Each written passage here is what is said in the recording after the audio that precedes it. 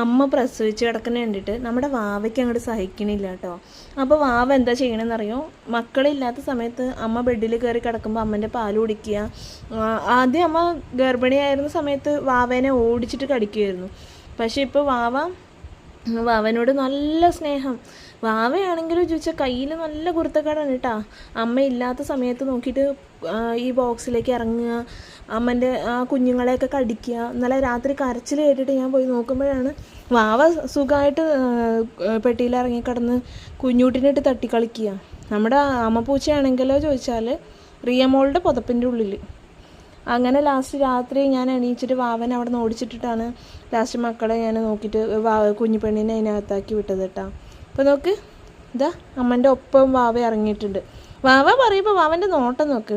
വാവ ഇപ്പോൾ വലിയ നയത്തിൽ അമ്മനെ സോപ്പിടാൻ വേണ്ടിയിട്ടാട്ടോ മക്കളെ നക്കി കൊടുക്കുകയും ഒക്കെ നോക്കുകയൊക്കെ ചെയ്യണത്. കുറച്ചും കൂടി കഴിഞ്ഞ് തട്ടി കളിക്കാൻ തുടങ്ങും. നോക്ക് ഇതാ തട്ടി കളിക്കാൻ തുടങ്ങുന്നുണ്ട്.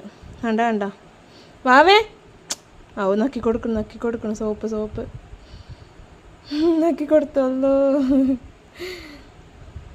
കളി വിചാരമാണ് എൻ്റെ വാവയ്ക്ക്. വാവൻ്റെ കാല നക്കണ്, അതിൻ്റെ ഇടയിലാണ് മക്കൾക്ക് ഓരോ നക്ക് കിട്ടണത്.